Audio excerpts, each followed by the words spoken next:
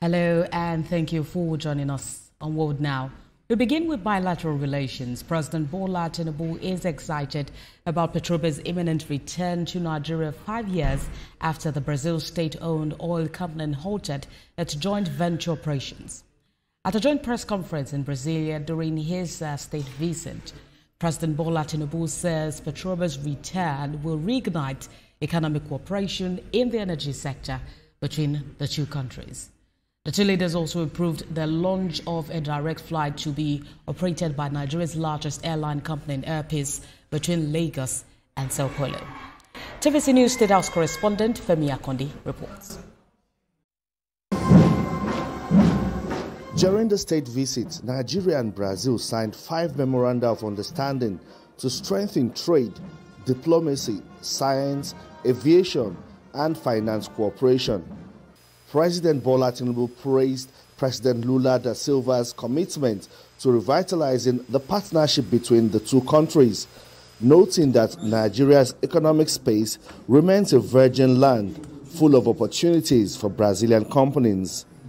He acknowledged Embraer's efforts in addressing the critical challenges of local airline operations in Nigeria, primarily through establishing a service center to serve as a hub for the sub-region in essential repairs and maintenance of its ever-increasing fleet in Nigeria.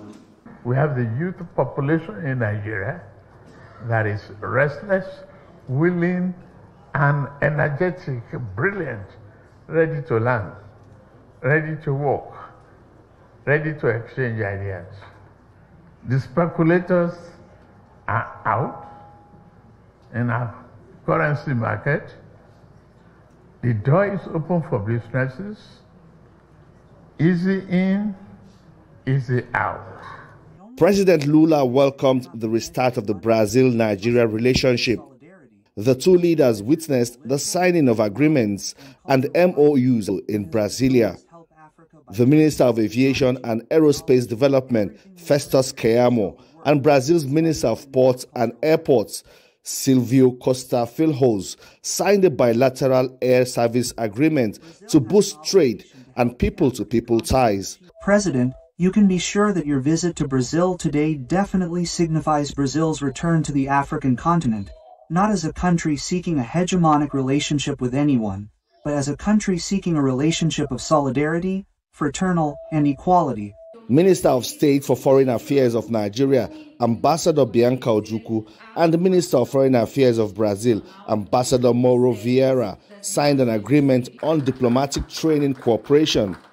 Both ministers also signed an MOU on political consultations.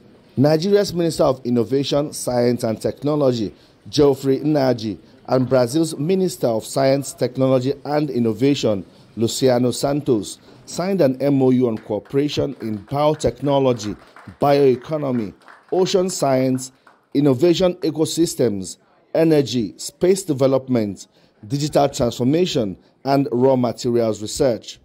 Nigeria is Brazil's 49th largest export destination, with trade totaling nearly $2.1 billion in 2024.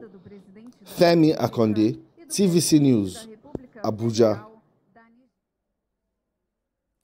And business and public policy analyst Kenneth Ikinwa joins me to discuss the potential of this most recent agreement. Good to have you join us. Thanks for having me on.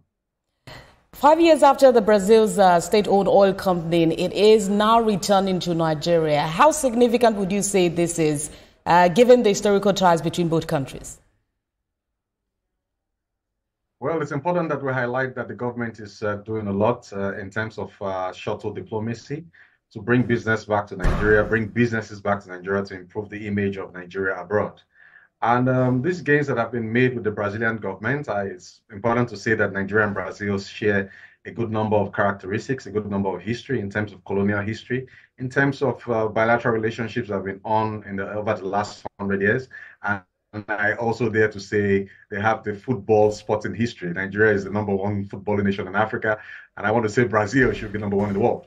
But away from the history, building these economic ties is very important, especially for Nigeria. Now that we need to improve on certain macroeconomic objectives, which include ensuring that we scale up the percentages of employment. We look at sectors that have been hitherto moribund, where Brazil seems to have gained some comparative advantage and gained competitive advantage. And if we can actually collaborate, it will be to the benefit of Nigeria and also to the benefit of Brazil. So coming back home, companies like Petrobras coming back to Nigeria and other, bilateral agreements, the flight aviation agreements that have been made right now, it improves the ties for Nigeria. And let us not also forget that Nigeria and Brazil are in the same regional economic bloc, which is known as the BRIC nations.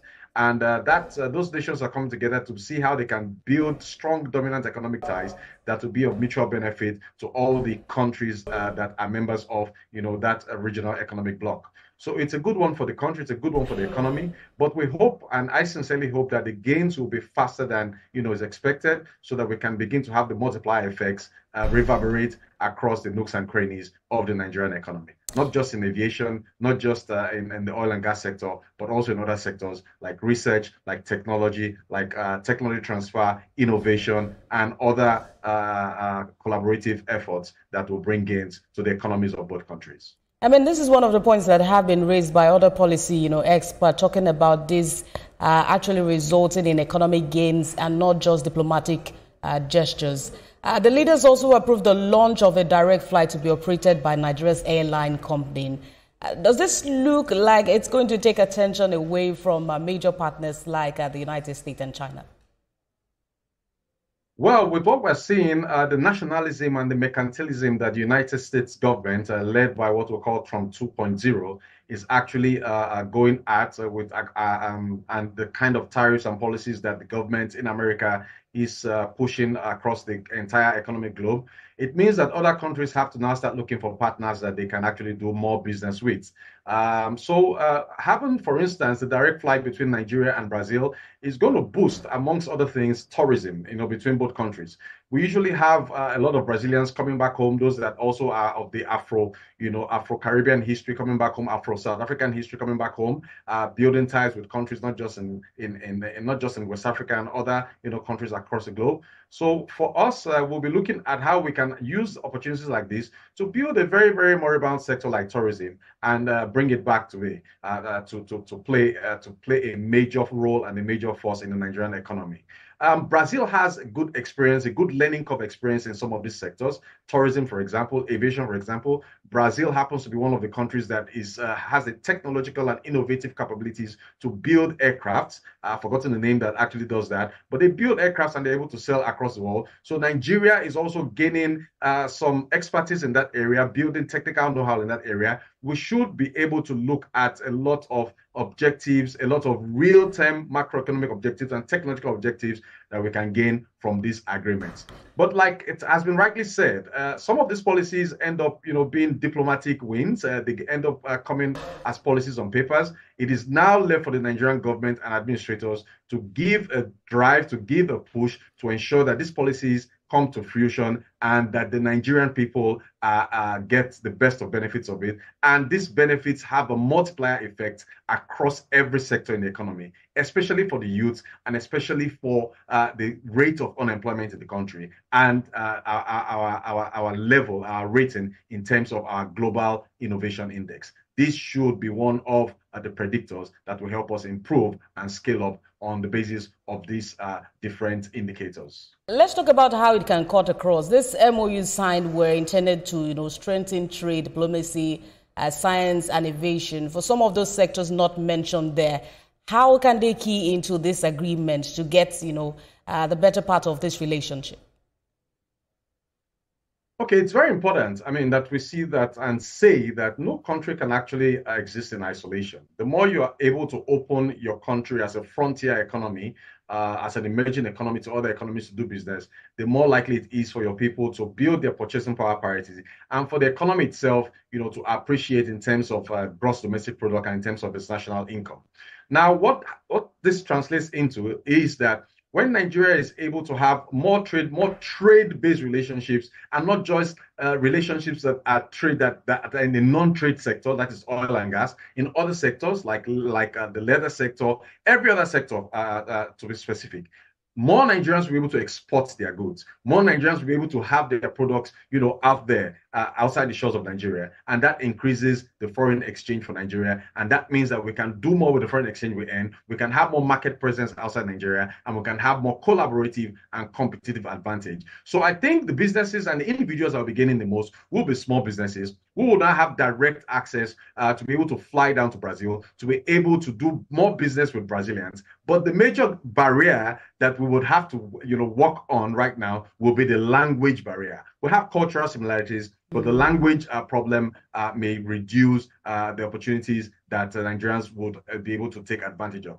But Brazil, I would hope, should be able to start doing something in the guise and in the guise and the similarity of what China has done. We have the Confucius Institute in about 4 universities in Nigeria, one in the University of Lagos, where the language, the Chinese language, the Mandarin language is being taught to Nigerian people. And I've met a lot of people in very, very unlikely places, Nigerians speaking, Mandarin. And I asked, do you speak that very well? And they say they do. So we want to see maybe Brazil opening such institutes where we can begin to learn a lot of Portuguese in Nigeria, and that will facilitate more trade and more of the bilateral relations, and Nigerians will be more comfortable traveling there without any forbearance or any trade barriers, so to speak.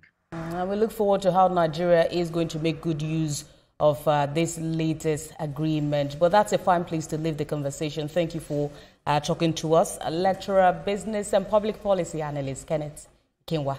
Thank you for joining us. Thank you for having me on.